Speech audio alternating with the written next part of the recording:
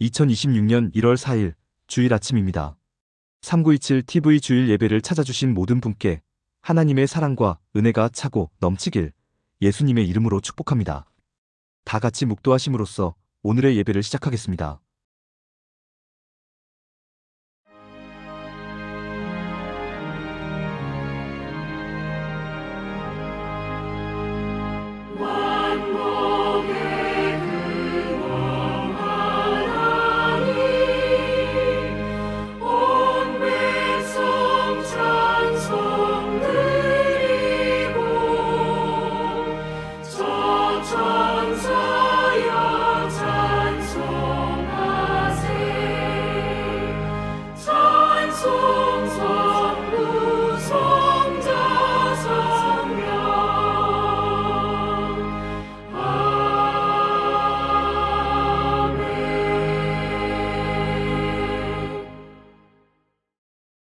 우리 모두 한 목소리로 찬송하겠습니다.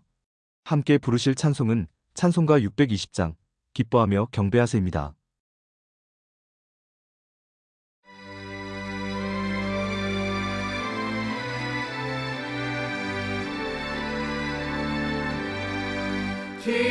기뻐하며 경배하세 영광의 주 하나님 주 앞에서 우리 마음 피어나는 꽃 같아 죄와 슬픔 사라지고 의심 구름 거치니 변함없는 기쁨의 주 밝은 빛을 주시네 땅과 하늘 만물들이 주의 솜씨 빛내고 별과 천사 노랫소리 끊임없이 드높아 물과 숲과 산과 골짜 들판이나 바다나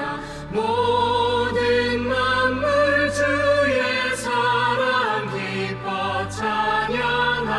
찬양하여라 우리 주는 사랑이요 복의 근원이시니 삶이 깊은 샘이 되어 바다처럼 넘치네 아버지의 사랑 안에 우리 모두 형제니 서로 사랑하게 도와주시옵소서.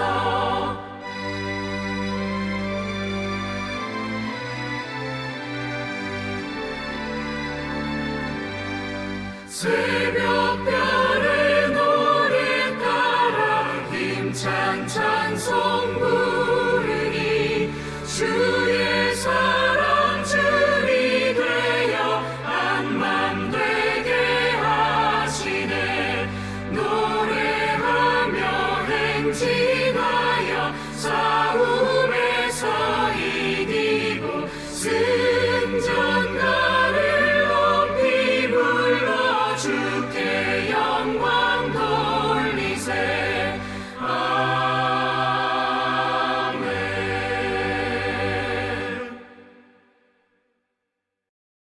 다 같이 머리 숙여 기도하겠습니다. 사랑과 은혜와 능력이 차고 넘치는 하나님 아버지. 2025년도를 무사히 보낼 수 있도록 우리의 삶을 인도하시고 기대와 소망과 희망이 넘치는 2026년 새해를 주시니 정말 감사합니다. 하나님께서 주신 한 해 동안에도 모두가 하나님의 심정과 마음, 하나님의 성품과 속성, 하나님의 가치와 원리를 품고 하나님을 기준 삼아 온전한 삶, 형통한 삶, 의로운 삶, 행복한 살 살아갈 수 있도록 하나님께서 도와주시옵소서. 건강으로 인한 문제, 물질로 인한 문제, 관계로 인한 문제를 겪지 않도록 도우시고 혹시 그런 문제를 만난다고 하더라도 하나님의 지혜로 잘 이겨낼 수 있도록 하나님께서 도와주시옵소서.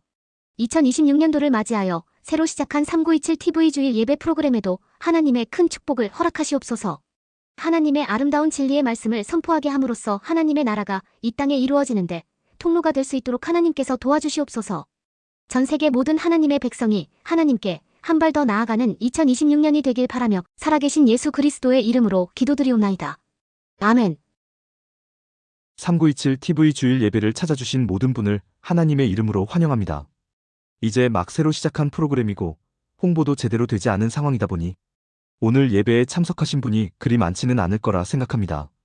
그래도 혹시 주변에 함께 하시는 분이 있다면 우리 서로 인사를 나누겠습니다. 반갑습니다. 새해 복 많이 받으십시오. 항상 건강하십시오. 오늘은 공지사항 한 말씀만 드리도록 하겠습니다. 혹시 예배가 인공지능의 목소리와 문자 영상으로 진행되는 것에 대해 실망하신 분이 계실지도 모르겠습니다. 하지만 이런 선택을 한 이유는 사람이 아니라 하나님께 더 집중하기 위해서입니다. 대체로 사람들은 사람에 더 관심을 가집니다. 그 사람 이름이 뭐라더라, 그 사람 나이가 몇이더라, 그 사람 어느 교단 소속이더라, 그 사람 어느 신학교를 나왔더라 이런 데에 관심을 가집니다. 그 마음 충분히 이해합니다. 이해는 하지만 저는 저를 밝힐 생각이 전혀 없습니다. 그 이유는 단 하나, 하나님에게 더 집중하기 위해서입니다. 하나님의 말씀에 더 집중하기 위해서입니다. 이 점 널리 이해해 주시기를 간절히 부탁드립니다. 이제 하나님께 감사 찬송 올려드리는 시간을 갖도록 하겠습니다. 오늘의 감사 찬송은 찬송가 620장, 여기에 모인 우리입니다.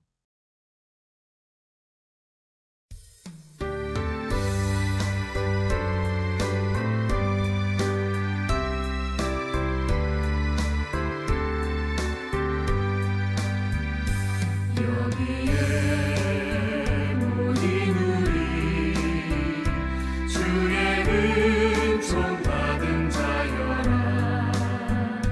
주께서 이 자리에 함께 계심을 아노라.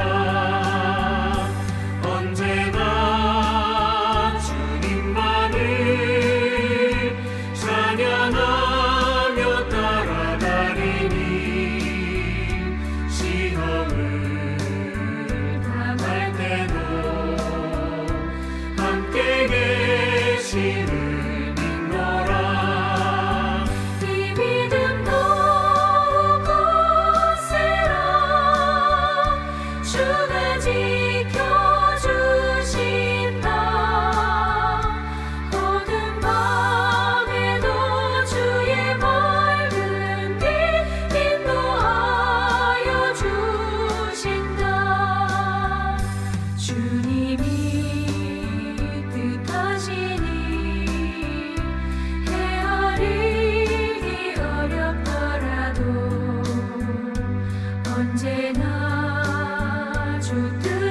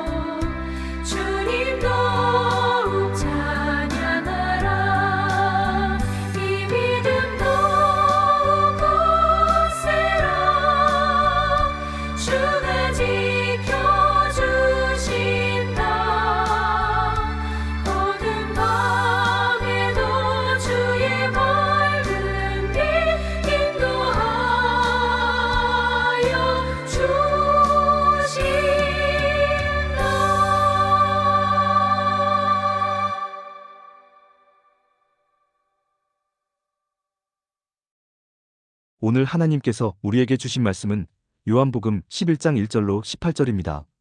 다 같이 한 목소리로 합독하겠습니다. 태초에 말씀이 계시니라. 이 말씀이 하나님과 함께 계셨으니 이 말씀은 곧 하나님이시니라. 그가 태초에 하나님과 함께 계셨고 만물이 그로 말미암아 지은 바 되었으니 지은 것이 하나도 그가 없이는 된 것이 없느니라. 그 안에 생명이 있었으니 이 생명은 사람들의 빛이라. 빛이 어둠에 비치되 어둠이 깨닫지 못하더라. 하나님께로부터 보내심을 받은 사람이 있으니 그의 이름은 요한이라. 그가 증언하러 왔으니 곧 빛에 대하여 증언하고 모든 사람이 자기로 말미암아 믿게 하려 함이라. 그는 이 빛이 아니요 이 빛에 대하여 증언하러 온 자라. 참빛 곧 세상에 와서 각 사람에게 비추는 빛이 있었나니 그가 세상에 계셨으며 세상은 그로 말미암아 지은 바 되었으되 세상이 그를 알지 못하였고 자기 땅에 오매 자기 백성이 영접하지 아니하였으나 영접하는 자 곧 그 이름을 믿는 자들에게는 하나님의 자녀가 되는 권세를 주셨으니 이는 혈통으로나 육정으로나 사람의 뜻으로 나지 아니하고 오직 하나님께로부터 난 자들이니라. 말씀이 육신이 되어 우리 가운데 거하심에 우리가 그의 영광을 보니 아버지의 독생자의 영광이요 은혜와 진리가 충만하더라. 요한이 그에 대하여 증언하여 외쳐 이르되 내가 전에 말하기를 내 뒤에 오시는 이가 나보다 앞선 것은 나보다 먼저 계심이라 한 것이 이 사람을 가리킴이라 하니라. 우리가 다 그의 충만한 데서 받으니 은혜 위에 은혜로라. 율법은 모세로 말미암아 주어진 것이요 은혜와 진리는 예수 그리스도로 말미암아 온 것이라. 본래 하나님을 본 사람이 없으되 아버지 품속에 있는 독생하신 하나님이 나타내셨느니라. 오늘은 2026년의 첫 번째 주일입니다. 그 첫 번째 주일에 3927 TV를 통해 첫 주일 예배를 함께 드리게 되니 정말로 감개무량합니다. 2026년에는 요한복음 강해 설교로 하나님의 큰 사랑과 은혜를 함께 배워보도록 하겠습니다. 첫 번째 강해 설교이니만큼 몇 가지 질문을 드려보는 것으로 말씀을 시작해 보도록 하겠습니다. 여쭈어 보겠습니다. 성경은 구약과 신약으로 이루어져 있습니다. 구약은 모두 39권의 책으로 이루어져 있는데 신약은 모두 몇 권의 책으로 이루어져 있을까요? 신약은 모두 27권의 책으로 이루어져 있습니다. 우리 채널 이름 3927 TV도 구약 39권, 신약 27권에서 힌트를 얻어 지은 이름입니다. 질문을 하나 더 드려보겠습니다. 신약 27권의 책 중에서 가장 많은 권수의 책을 기록한 사람은 누구일까요? 그 사람은 바로 바울입니다. 로마서, 고린도전서, 고린도후서, 갈라디아서, 에베소서 등을 기록한 바울입니다. 그렇다면 바울은 모두 몇 권의 책을 기록했을까요? 여기서는 대답이 조금 엇갈릴 수 있습니다. 왜냐하면 히브리서를 바울이 기록했다는 주장과 바울이 기록하지 않았다는 주장이 대립하고 있기 때문입니다.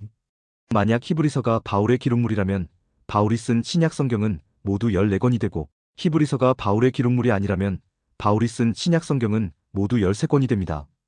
여하튼 바울이 가장 많은 권수의 신약 성경을 기록한 사람이라는 사실은 부인할 수 없는 사실입니다.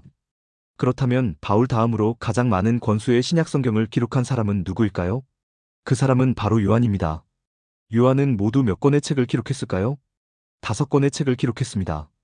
우리가 오늘부터 살펴보고자 하는 요한복음을 비롯해서 요한일서, 요한이서, 요한삼서 등 3권의 서신서를 기록했고 신약 성경의 맨 마지막 책인 요한계시록을 기록했습니다. 세베대의 아들이며 야고보의 형제인 요한이 모두 5권의 신약 성경을 기록함으로써 바울의 뒤를 잇고 있습니다. 재미있는 것은 바울의 기록물은 모두 서신서인데 요한은 복음서, 서신서, 계시록 등을 기록했다는 사실입니다. 그래서 신학계에서는 바울만큼 요한에 관해서도 많은 연구가 있었습니다. 바울 신학이 있다면 요한 신학이 있을 정도로 요한과 요한의 기록물에 대한 연구가 많이 행해졌고 지금도 행해지고 있습니다.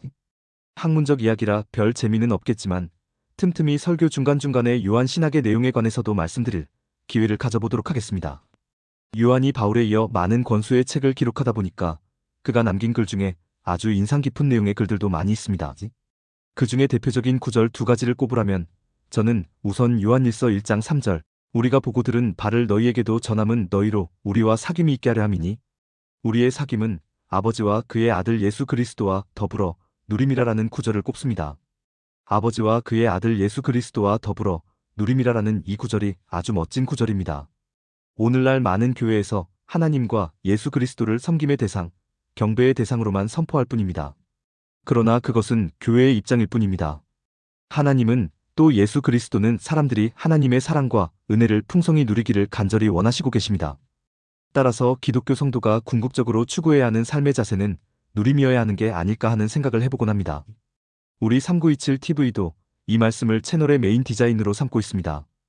요한이 남긴 글 중에 인상 깊은 또 다른 구절은 역시 요한일서 4장 16절 하나님이 우리를 사랑하시는 사랑을 우리가 알고 믿었노니 하나님은 사랑이시라라는 구절입니다. 하나님은 사랑이시라라는 이 구절보다 하나님에 대해 더 잘 설명한 표현이 있느냐고 물으신다면 저는 없다고 대답합니다. 그렇습니다. 하나님은 사랑이시라라는 이 표현은 하나님이 어떤 분이신지를 가장 선명하게 나타내주는 표현입니다. 특히 하나님과 사람과의 관계라는 측면에서 볼 때 이 표현보다 하나님을 더 잘 나타내는 표현은 없습니다. 그런데 문제가 하나 있습니다. 하나님은 사랑이시라라는 말에는 전적으로 동의를 하는데 그렇다면 사랑은 무엇이냐는 것입니다. 사랑의 내용과 의미를 알아야 하나님은 사랑이시라라는 말을 바르게 이해할 수 있고 바르게 깨달을 수 있습니다. 사랑이라는 말의 내용과 의미를 모르면 하나님은 사랑이시라라는 표현 자체도 공허한 메아리만 될 뿐입니다. 그런데 이 문제를 해결해 준 사람이 있습니다. 그 사람이 누구입니까? 그 사람은 바로 바울입니다. 가장 많은 권수의 신약 성경을 기록한 바울이 이 문제를 해결해 주고 있습니다. 바울은 고린도전서 13장 4절로 7절 사랑은 오래 참고 사랑은 온유하며 시기하지 아니하며 사랑은 자랑하지 아니하며 교만하지 아니하며 무례히 행하지 아니하며 자기의 유익을 구하지 아니하며 성내지 아니하며 악한 것을 생각하지 아니하며 불의를 기뻐하지 아니하며 진리와 함께 기뻐하고 모든 것을 참으며 모든 것을 믿으며 모든 것을 바라며 모든 것을 견디느니라라고 기록하고 있습니다. 이것이 바울이 말하는 사랑, 성경이 말하는 사랑입니다. 그런데 이 기록을 조금 고쳤을 수 있습니다. 요한이 하나님은 사랑이시라라고 했기 때문에 사랑은이라는 자리에 하나님은이라는 표현을 넣어서 고쳤을 수 있습니다. A는 B이고 B가 C라면 A는 C도 되는 것이기에 이렇게 해도 틀리지 않습니다. 사랑은이라는 자리에 하나님은이라는 표현을 넣으면 어떤 내용이 되겠습니까? 이런 내용이 됩니다.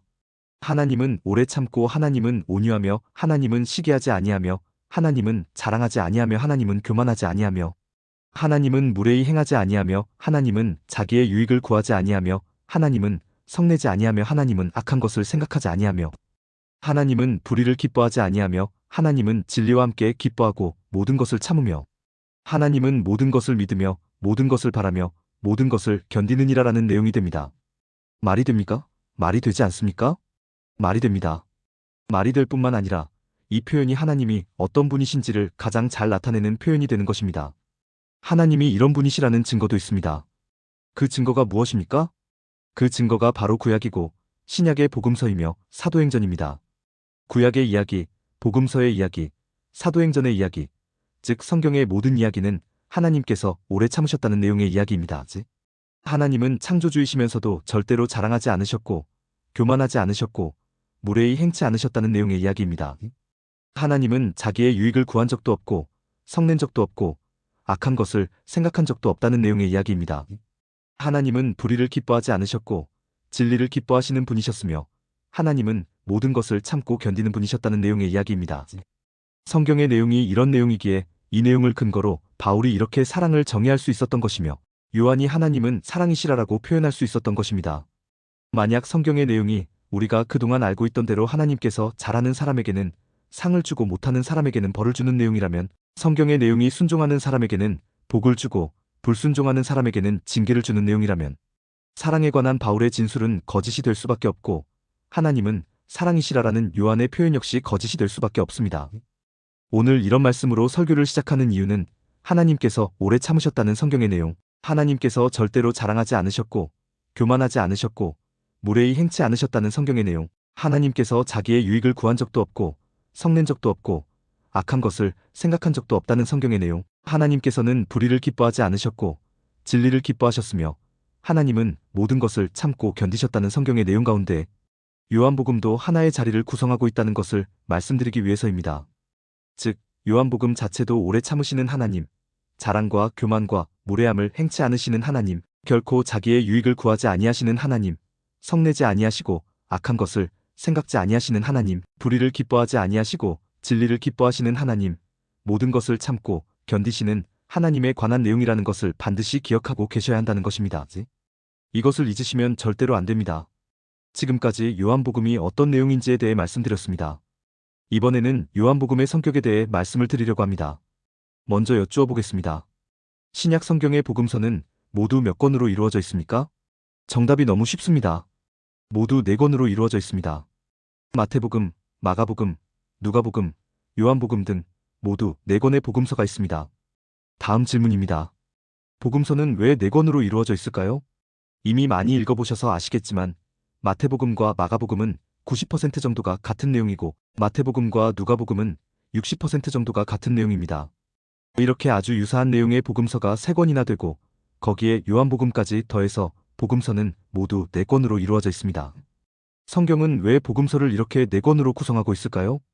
그 이유를 몇 가지 측면에서 살펴볼 수 있을 것 같습니다. 첫 번째 이유는 그것이 하나님의 방식이라는 것입니다. 하나님의 방식은 늘 반복의 방식이라는 것을 꼭 기억하셔야 합니다. 우선 성경 전체를 보아도 알 수 있습니다. 하나님의 원리가 가장 먼저, 가장 극명하게 드러나는 때가 언제입니까? 바로 창조 때입니다. 창조 때의 하나님의 원리를 가장 압축적으로 표현하자면 그것은 바로 사랑과 은혜의 원리입니다.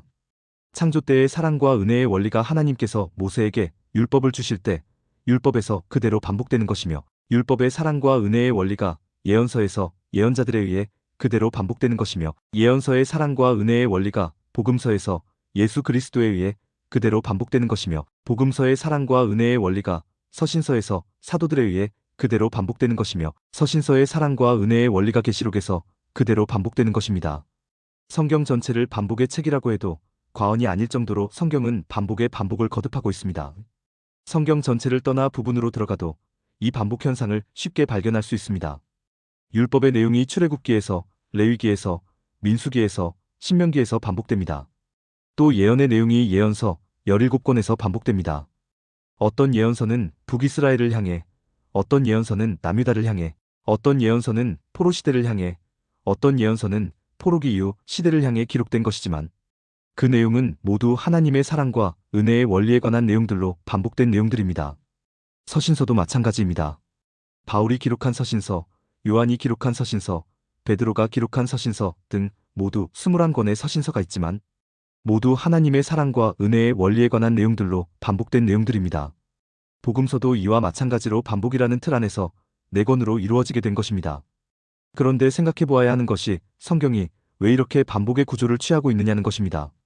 하나님은 왜 이렇게 반복된 구조로 성경을 엮으셨을까요? 그 이유는 아주 간단합니다. 그 이유는 사람이 자꾸 까먹기 때문입니다. 사람이 하나님의 말씀, 하나님의 교훈, 하나님의 가르침을 자꾸 잊어먹기 때문입니다. 그래서 하나님은 반복된 구조를 취하며 하셨던 말씀 또 하시고 하셨던 말씀 또 하시는 것입니다. 했던 말 또 하고 했던 말 또 하는 사람을 우리는 보통 무엇이라고 부릅니까? 보통 꼰대라고 부릅니다. 꼰대라고 조롱합니다. 하나님은 꼰대 같은 하나님이라는 조롱을 들으시면서까지 사람을 설득하기 위해 반복이라는 구조를 취하고 있는 것입니다. 복음서가 4권으로 이루어진 두 번째 이유는 복음서가 그만큼 중요하기 때문입니다. 17권의 예언서는 시간적으로 몇백 년에 해당되는 내용이고 서신서는 지역적으로 아주 넓은 지역에 분포되어 있는 성도들을 대상으로 하고 있지만 복음서는 오직 예수 그리스도 한 분이 3년 동안 펼치신 행적에 관한 기록일 뿐입니다. 그럼에도 불구하고 복음서가 4권인 이유는 그만큼 복음서가 중요하기 때문입니다. 성경은 66권으로 이루어져 있지만 내용상으로는 한 권의 책이라고 아주 자주 말씀드렸고 그래서 성경 전체를 발단, 전개, 위기, 절정, 결말의 5단계로 나누어서 분석해 볼 수 있다고 아주 자주 말씀을 드렸습니다. 이 5단계의 구조에서 복음서는 절정 부분에 해당하는 책으로서 성경이 지적하고 있는 사람의 가장 큰 문제, 즉 죄의 문제가 해소되는 내용을 다루고 있기 때문에 가장 중요한 내용이라고 할 수 있습니다. 그래서 고작 3년 동안의 기록이지만 예수 그리스도라는 한 분의 행적에 관한 기록이지만 4권으로 구성해서 비중 있게 다루고 있는 것입니다. 복음서가 4권으로 이루어진 세 번째 이유는 각 복음서가 충분한 내용을 담고 있지 못하기 때문입니다. 복음서의 주된 내용은 예수 그리스도의 출생, 예수 그리스도의 이적, 예수 그리스도의 말씀, 예수 그리스도의 죽음과 부활입니다. 그런데 각 복음서가 이 내용들을 충분히 다루고 있지 못하기 때문에 하나님은 복음서를 4권으로 구성하셨던 것입니다. 즉 상호 보완할 수 있도록 복음서를 4권으로 구성하셨다는 의미입니다. 이 측면에서 요한복음은 아주 특별한 책입니다. 왜냐하면 조금 전 말씀드렸듯이 마태복음과 마가복음의 유사성은 90% 정도이고 마태복음과 누가복음의 유사성은 60% 정도입니다. 그런데 요한복음은 이 3권의 복음서와 아주 많이 다릅니다. 마태복음, 마가복음, 누가복음, 세복음서가 다루지 않은 내용도 많이 기록하고 있고 세복음서가 소홀히 다루고 넘어간 내용을 아주 상세히 다루고 있기도 합니다. 특히 세복음서가 사건 위주로 내용을 전개하고 있는데 요한복음은 설명 위주로 내용을 다루고 있기도 합니다. 이런 측면에서 요한복음은 어쩌면 세복음서의 참고서 같은 역할도 하는 특별한 책이라고 할 수 있습니다. 이 점도 꼭 기억해 주시기를 부탁드립니다. 요한복음도 결국은 하나님에 관한 이야기라는 점과 요한복음은 다른 세 권의 복음서에 대한 참고서 역할을 하는 복음서라는 점을 꼭 기억해 주시기를 부탁드립니다. 이 두 가지 점을 기억하신 상태에서 오늘 본문으로 들어가 보도록 하겠습니다. 오늘 본문은 요한복음 1장 1절로 18절이고 그 내용을 함께 읽었지만 실제로 오늘 다루고자 하는 내용은 요한복음 1장 1절로 5절까지입니다. 불과 5절에 불과한 아주 짧은 기록이지만 이 내용은 창세기 1장부터 3장까지의 내용을 압축해 놓은 내용이며 하나님과 예수 그리스도와 사람이라는 존재에 대한 정체성을 명확히 확립해 주는 내용입니다. 우선 1절을 보시겠습니다. 태초에 말씀이 계시니라. 이 말씀이 하나님과 함께 계셨으니 이 말씀은 곧 하나님이시니라라고 기록하고 있습니다. 1절 전반절의 내용은 태초부터 말씀이라는 존재가 계셨는데 그 말씀이라는 존재가 하나님과 함께 계셨다는 내용입니다. 하나님과 함께 계셨다고 하니 말씀이라는 존재가 하나님은 아니라는 의미가 됩니다. 그렇다면 이 말씀이라는 존재는 누구를 의미하는 것이겠습니까? 당연히 예수 그리스도를 의미합니다. 요한은 예수 그리스도는 태초부터 하나님과 함께 계신 분이었다는 기록으로 요한복음을 시작합니다. 그런데 1절 후반부의 내용을 보면 이 말씀은 곧 하나님이시라라고 기록하고 있습니다. 즉 예수 그리스도는 태초부터 하나님과 함께 계셨을 뿐만 아니라 예수 그리스도 자체가 하나님이시라고 기록하고 있는 것입니다. 이 말이 무슨 의미입니까? 이제부터 예수 그리스도라는 존재에 대해 설명할 터인데 그의 본질은 하나님이시라는 의미입니다. 사람의 모습으로 태어났고 사람의 모습으로 사셨고 사람의 모습으로 죽으셨기 때문에 혹시 예수 그리스도가 사람 아니야? 사람은 사람인데 조금 특별한 사람 아니야? 라고 생각할 수 있으나 예수 그리스도는 사람이 아니라 하나님이시라는 의미입니다. 잠시 사람의 모습을 빌려 이 땅으로 오신 하나님이시라는 의미입니다. 요한은 하나님이 예수님이시고 예수님이 하나님이시라고 선언하고 있습니다. 여쭈어 보겠습니다. 여러분은 요한의 이 선언이 믿어지십니까? 믿어지지 않으십니까? 믿어지실 것입니다. 믿어지니까 지금 이 자리에 함께 하시는 것이지 믿어지지 않는다면 이 자리에 함께 하실 수가 없습니다. 믿어지지 않는다면 어떻게 그런 일이 있을 수 있어? 어떻게 신이 사람의 몸을 빌릴 수 있어? 있을 수도 없는 일을 기록한 성경은 순 사기구먼. 성경에 근거했다는 기독교도 순 사기구먼. 이런 반응이 나올 수밖에 없습니다.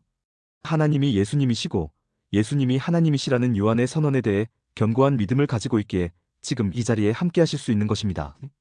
그런데 요한의 선언에 대해 믿어지는 그 마음, 요한의 선언에 대해 견고한 믿음을 가지고 있는 그 마음이 누구로부터 나온 것입니까? 여러분의 마음으로부터 나온 것입니까? 아니면 하나님으로부터 나온 것입니까? 하나님으로부터 나온 것입니다. 사람의 마음으로부터는 이런 믿음이 나올 수 없습니다. 신이 사람의 몸을 빌려 이 땅으로 왔다는 내용은 사람의 생각, 사람의 사고, 사람의 인식, 사람의 상식, 사람의 지식으로는 도저히 믿어질 수 없는 내용입니다. 하나님께서 여러분의 마음에 어떤 작용을 하셨기에 아무 거리낌 없이 믿음을 가질 수 있게 된 것이고 흔들리지 않는 견고한 믿음을 갖게 된 것입니다. 하나님께서 여러분의 마음에 어떤 작용을 하신 것, 그 작용의 실체가 무엇입니까? 그것이 바로 은혜입니다. 하나님께서 저와 여러분의 마음에 은혜를 주셨기에 우리는 하나님이 예수님이시고 예수님이 하나님이시라는 요한의 선언을 믿을 수 있는 것입니다. 이런 우리들을 세상 사람들은 이해할까요? 이해하지 못할까요? 이해하지 못합니다. 오히려 바보 아니냐고 손가락질을 하기도 합니다. 왜 그렇습니까? 하나님의 은혜가 없기 때문입니다. 왜 하나님의 은혜가 없습니까? 하나님께서 은혜를 주시지 않았기 때문에 은혜가 없는 것입니까? 그렇지 않습니다. 하나님은 모든 사람에게 은혜를 주셨습니다. 하나님은 은혜를 주셨으나 사람이 하나님의 은혜를 부인하고 사람이 하나님의 은혜를 인정하지 않기에 하나님이 예수님이시고 예수님이 하나님이시라는 선언을 견고히 믿는 우리들을 이해하지 못하는 것입니다. 하나님께서 모든 사람에게 은혜를 주셨다는 증거가 오늘 본문 2절과 3절입니다. 그가 태초에 하나님과 함께 계셨고 만물이 그로 말미암아 지은 바 되었으니 지은 것이 하나도 그가 없이는 된 것이 없느니라라는 말씀이 모든 사람이 하나님으로부터 은혜를 입었다는 증거입니다. 예수 그리스도는 태초부터 하나님이셨습니다. 그 하나님께서 모든 천지 만물을 지으셨고 모든 사람을 지으신 것입니다. 즉 이 세상에 존재하는 모든 것은 하나님의 은혜로 지음을 받은 것입니다. 바꾸어 말하면 이 세상에 존재하는 모든 것 중에 하나님의 은혜를 입지 않은 것은 하나도 없다는 것입니다. 그렇게 은혜를 받은 사람이 하나님의 은혜를 인정하지 않습니다. 그렇게 은혜를 받은 사람이 하나님의 은혜를 부인하고 하나님의 은혜를 거부합니다.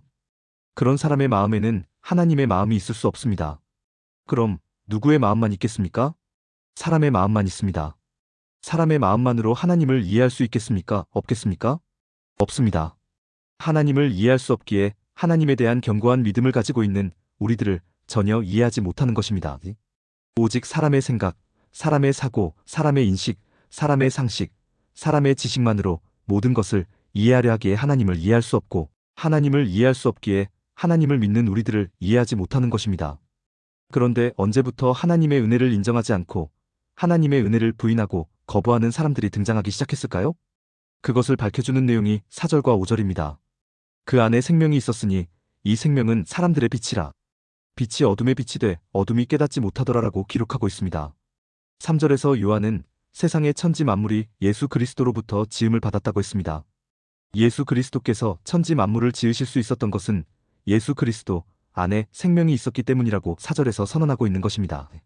즉 예수 그리스도는 모든 생명의 근원이라는 의미입니다. 당연히 사람에게도 예수 그리스도는 생명의 근원입니다. 그런데 예수 그리스도는 사람에게는 생명의 근원이라는 의미 이외에도 한 가지 의미를 더 가지고 있습니다. 그 의미가 바로 빛이라는 의미입니다. 여기서 빛은 햇빛, 달빛, 별빛 할 때의 그 빛이 아닙니다. 그럼 여기서 빛은 어떤 빛이겠습니까? 그 빛은 바로 하나님의 심정과 마음, 하나님의 성품과 속성, 하나님의 가치와 원리입니다. 창세기 1장에서 하나님은 하나님의 형상과 모양으로 사람을 지으셨습니다. 그 하나님의 형상과 모양이 하나님의 심정과 마음이고 하나님의 성품과 속성이고 하나님의 가치와 원리입니다. 이것을 한 글자로 표현한 것이 바로 빛입니다. 그런데 5절의 빛이 어둠의 빛이 돼 어둠이 깨닫지 못하더라라는 내용이 아주 중요한 의미를 지닌 내용입니다. 빛은 하나님의 심정과 마음, 하나님의 성품과 속성, 하나님의 가치와 원리라고 했습니다. 그럼 어둠은 무엇이겠습니까? 어둠은 죄의 심정과 마음, 죄의 성품과 속성, 죄의 가치와 원리입니다. 성경은 하나님의 존재를 전제하고 들어갑니다. 마찬가지로 죄의 존재도 전제하고 들어갑니다. 그래서 죄가 언제부터 있었느냐고 따지는 것은 성경적 사고가 아닙니다. 그런데 빛이 어둠에 빛이 돼 어둠이 깨닫지 못하더라라고 기록하고 있습니다. 여기서 깨닫지 못했다는 의미는 단순히 인식하지 못했다, 이해하지 못했다라는 의미가 아니라 이기지 못했다, 극복하지 못했다라는 의미까지 포함하고 있습니다. 즉 하나님의 심정과 마음, 하나님의 성품과 속성, 하나님의 가치와 원리가 있고 죄의 심정과 마음, 죄의 성품과 속성, 죄의 가치와 원리가 있는데 죄의 그것이 하나님의 그것을 결코 이기지 못했다, 결코 극복하지 못했다는 의미가 되는 것입니다. 죄는 성경에서 언제나 하나님께 대적자로 등장합니다. 하나님을 이기고 하나님을 무너뜨리고 하나님의 나라를 없애기 위한 대적자로 등장합니다. 하지만 죄가 하나님을 이길 수 없습니다. 죄가 하나님을 이기는 것은 불가능합니다. 그런데 죄가 보기에 아주 좋은 먹잇감이 있습니다. 그 먹잇감이 누구입니까?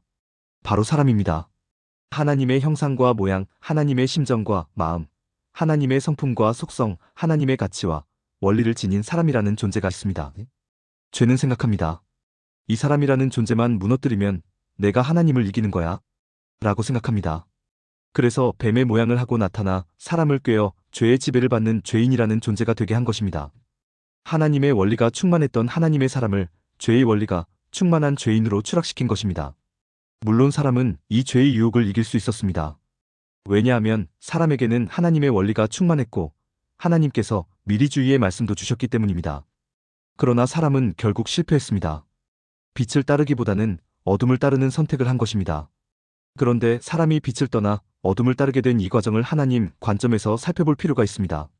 하나님 관점에서 보면 어둠이, 즉 죄가 대적하고자 하는 대상은 원래 빛, 즉 하나님입니다. 그런데 어둠이 빛을 이길 수 없자 가장 하나님의 빛이 충만한 사람, 하나님의 창조사역의 궁극적 목적이었던 사람을 공격해서 죄인으로 삼은 것입니다. 그렇다면 하나님은 죄인된 사람을 어떻게 여기시겠습니까? 불쌍하게 여기십니다. 나 때문에 사람 네가 죄인이 된 것이라고 안타까이 여기십니다. 모든 책임이 하나님 자신에게 있다고 가슴을 치십니다. 하나님으로 인해 사람이 죄에 대해 살고 하나님에 대해 죽은 것이라고 통곡하십니다. 그래서 하나님께서 예수 그리스도로 오시는 것이라고 요한은 선언하는 것입니다. 불쌍한 사람을 죄에서 구원하시기 위해 하나님께서 예수 그리스도로 오시는 것이라고 선언하는 것입니다. 5절은 빛이 어둠에 빛이 돼 어둠이 깨닫지 못하더라라고 아주 짧게 기록하고 있지만 사람이 죄인이 되는 과정과 이를 안타까이 여기시는 하나님의 마음을 모두 함축하고 있는 것입니다. 하나만 짧게 살펴보고 오늘 말씀을 맺도록 하겠습니다. 오늘 본문은 태초에 말씀이 계시니라라는 내용으로 시작합니다. 즉 요한은 하나님을 또 예수 그리스도를 말씀이라는 용어로 표현하고 있습니다. 왜 이런 표현을 썼을까요? 그 이유는 아주 간단합니다. 어떤 용어를 써도 하나님에 대해, 예수님에 대해 사람들을 바르게 이해시킬 수 없기 때문입니다. 하나님도 예수님도 본인에 대해 여러 가지 표현으로 말씀하셨습니다. 스스로 있는 자라고 하기도 했고, 전능한 자라고 하기도 했고, 생명이라고도 했고, 떡이라고도 했고, 빛이라고도 했고, 길이라고도 했고, 양의 문이라고도 했고, 부활이라고도 했고, 포도나무라고도 했습니다. 여쭈어 보겠습니다. 이런 표현으로 하나님의 모든 것, 예수님의 모든 것을 알 수 있습니까? 없습니까? 없습니다. 그럼 이런 표현보다 더 정확한 표현, 더 구체적인 표현, 더 확실하고 더 좋은 표현이 있을 수 있습니까? 없습니까? 없습니다. 하나님도 하나님을 설명하는 데 있어 사람의 언어로 사람을 이해시키는 데에는 한계가 있을 수밖에 없습니다. 물론 이것은 하나님의 한계가 아니라 사람의 한계입니다. 요한이 하나님을 예수님을 말씀이라고 표현한 것도 이와 같은 맥락입니다. 그런데 왜 하필 말씀이냐는 것입니다. 그 이유도 아주 간단합니다. 사람이 죄인이 되어 하나님을 모르는 자가 되어 있습니다. 그 모르는 자에게 하나님을 가르쳐야 합니다. 사람이 사람을 가르치는 수단, 그 수단이 무엇입니까? 그 수단이 바로 말입니다. 그래서 말씀이라고 하는 것입니다. 하나님은, 예수님은 사람을 가르치는 분이시라는 의미로 말씀이라는 표현을 쓰고 있는 것입니다. 그렇습니다. 하나님은 가르치시는 분이십니다. 말씀을 통해 하나님의 존재와 하나님의 사랑과 은혜의 원리를 가르치시는 분이십니다. 늘 말씀을 가까이 하시는 가운데 하나님의 가르침을 잘 배우고 익혀서 하나님의 성도로서 하나님의 자녀로서 기쁘고 즐겁고 신나고 행복한 하루하루의 삶 살아가실 수 있길 예수님의 이름으로 축복합니다. 오늘 말씀을 생각하며 다 같이 하나님께 찬송 올리시겠습니다. 함께 부르실 찬송가는 411장 아 내 맘속에입니다.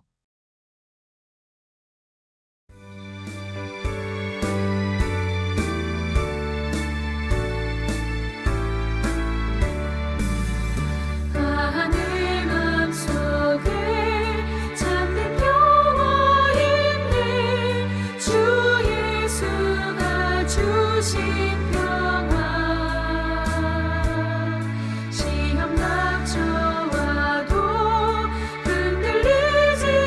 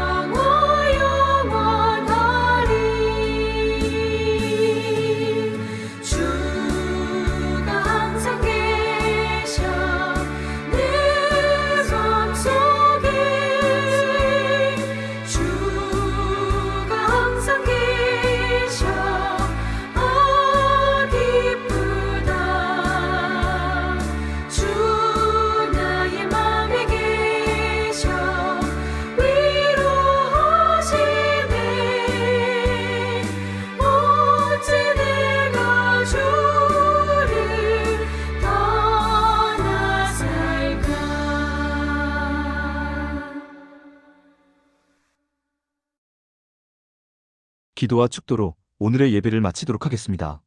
사랑과 은혜와 능력이 차고 넘치는 하나님 아버지 감사합니다. 새해 들어 새롭게 시작한 주일 예배를 잘 마칠 수 있도록 인도하여 주시니 정말 감사합니다. 앞으로도 이 예배가 어두운 세상의 빛 같은 역할, 썩어지는 세상의 소금 같은 역할을 잘 감당할 수 있도록 하나님께서 도와주시옵소서. 또한 오늘 말씀을 듣고 하나님께로 한 발 더 가까이 다가간 하나님의 모든 백성에게 하나님의 사랑과 은혜와 능력과 용서와 배려와 화해와 화평을 풍성히 더하여 주시옵소서.